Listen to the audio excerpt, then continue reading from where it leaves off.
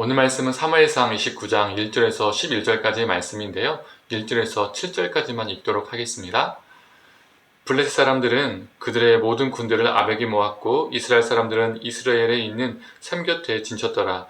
블레셋 사람들의 수령들은 수백 명씩 수천 명씩 인솔하여 나아가고 다윗과 그의 사람들은 아기스와 함께 그 뒤에서 나아가더니 블레셋 사람들의 방백들이 이르되 이 히브리 사람들이 무엇을 하려느냐 하니 아기스가 블레셋 사람들의 방백들에게 이르되 이는 이스라엘 왕 사울의 신하 다윗이 아니냐. 그가 나와 함께 있은지 여러 날 여러 해로되 그가 망명하여 온 날부터 오늘까지 내가 그의 허물을 보지 못하였노라.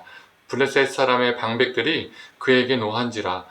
블레셋 방백들이 그에게 이르되 이 사람을 돌려보내어 왕이 그에게 정하신 그 초소로 가게 하소서. 그는 우리와 함께 싸움에 내려가지 못하리니 그가 전장에서 우리의 대적이 될까 하나이다. 그가 무엇으로 그 주와 다시 화합하리이까. 이 사람들의 머리로 하지 아니하겠나이까. 그들이 춤추며 노래하여 이르되 사울이 죽인 자는 천천히요 다윗은 만만이로다 하던 그 다윗이 아니니이까 하니 아기스가 다윗을 불러 그에게 이르되 여호와께서 살아계심을 두고 맹세하노니 네가 정직하여 내게 온 날부터 오늘까지 너에게 악이 있음을 보지 못하였으니 나와 함께 진중에 출입하는 것이 내 생각에는 좋으나 수령들이 너를 좋아하지 아니하니 그러므로 이제 너는 평안히 돌아가서 블레셋 사람들의 수령들에게 거슬러 보이게 하지 말라 하니라. 아멘. 아침 묵상을 들으시는 모든 성도님들에게 하나님의 은혜가 있기를 간절히 소망합니다. 블레셋과의 전쟁은 사울에게도 위기였지만요, 이 다윗에게도 위기였습니다. 다윗은 이 블레셋의 용병이었기 때문에 이스라엘과 이 블레셋 전쟁에서 이 블레셋의 편에 서서 전쟁을 해야 했기 때문입니다. 이 전쟁에 참여하게 되면 다윗은 자신의 손으로 자신의 민족을 죽이는 상황이 되고, 또 후에 이것은 어떻게 됩니까? 분명 다윗이 왕이 되는데 걸림돌, 오점이 되게 됩니다. 이스라엘을 배신한 반역한 배반자가 되기 때문이죠. 그렇다고 해서 이 블레셋 아기스 왕을 향하여 자신이 직접 이 전쟁에 참여하지 않겠다라고 말하면, 거부하면 블레셋을 배반한 상황에 놓이게 됩니다. 블레셋 땅에서 큰 위험을 당할 수도 있고, 또는 그 블레셋 땅에서 또 다윗의 사람들은 쫓겨날 수도 있습니다. 즉, 전쟁에 참여하면 이스라엘을 향한 배신자, 또 전쟁을 거부하면 블레셋을 향한 배신자가 됩니다. 그가 어떤 선택을 하든 그는 배신자가 됩니다.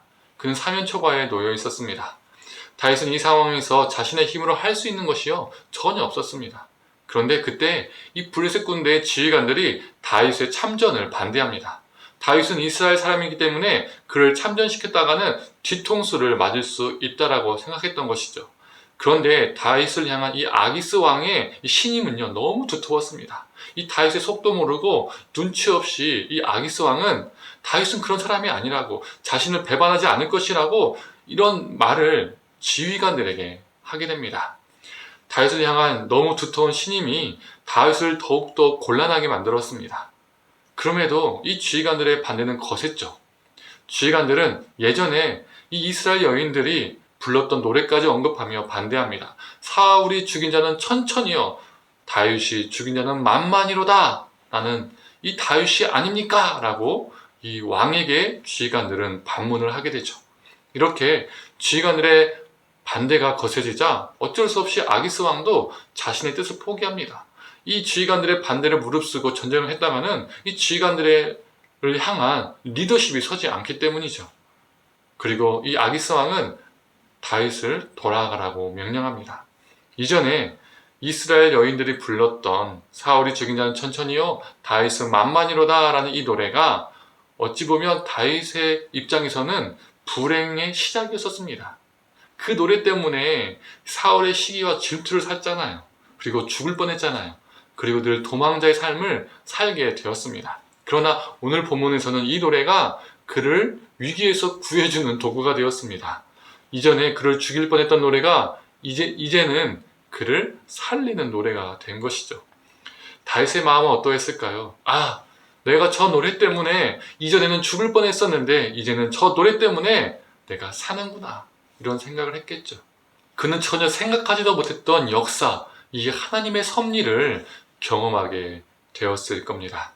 이제 그는 자신의 동족을 죽이지 않아도 되고 또 블레셋을 향하여서는 자신은 전쟁에 참여하고 싶었는데 강한 반대 때문에 어쩔 수 없이 회군한 사람이 되었습니다. 이렇기 때문에 그는 모든 위기에서 벗어나게 되었죠. 다 막혀버린 그의 상황 속에서 하나님의 섭리가 역사했습니다. 그가 스스로 피할 수 없는 위기에서 하나님이 개입하시고 그를 건져내셨죠. 사랑하는 성도님들, 우리도 다윗처럼요, 위기에 놓일 때가 있습니다. 수많은 사면초가와 같은 상황 속에서 이러지도 못하고 저러지도 못하고 우리의 힘으로 풀 수도 없고 우리의 힘으로 견딜 수 없는 그런 때가, 그런 상황이 분명히 있습니다. 우리 인생 속에서 아무리 못해도요, 한두 번은요, 겪게 될 수밖에 없죠. 그럼에도 불구하고 우리가 지금 이렇게 존재하는 이유는 무엇입니까? 하나님이 그 상황 속에서 우리를 건져내 주셨기 때문입니다. 이러지도 저러지도 못하는 그 상황 속에서 우리가 생각하지는 못한 방법으로 섭리해 주셨기 때문입니다. 사랑하는 성도님들, 우리 하나님은 우리가 예측할 수 없는 방법으로 분명 우리를 도우시고 우리를 건져내 주실 것입니다. 오늘 하루도 우리 삶 가운데 하나님의 섭리를 경험하기를 간절히 소망합니다. 그 하나님의 역사를 의지하고 살아가는 저와 우리 성도님 되시기를 간절히 축원합니다. 함께 기도하겠습니다. 하나님, 이 사면초가 같은 이 위기 상황 속에서 이 다윗이 생각하지 못한 방법으로 이 다윗을 건져내셨던 것을 보게 됩니다. 하나님, 우리도 우리 인생 속에서 수많은 위기가 있습니다. 풀고 싶지만 풀려지지 않고 정말 우리 스스로 힘으로 할 수 없는 많은 상황과 환경들이, 문제들이 있습니다. 하나님, 그 안에서 우리가 예측하지 못하는 방식으로 우리의 이성을 뛰어넘는 그 방식으로 하나님 역사해 주시기를 간절히 소망합니다. 하나님의 섭리가 우리 삶 가운데 필요합니다. 그 섭리를 우리가 경험하며 또 우리의 위기 속에서, 아픔 속에서, 어려움 속에서 건져내시는 하나님의 역사를 우리가 기대하며 살아가는 오늘 하루 우리의 인생이 되게 하여 주시옵소서. 감사드리며 사랑에 많으신 예수님의 이름으로 기도드립니다. 아멘.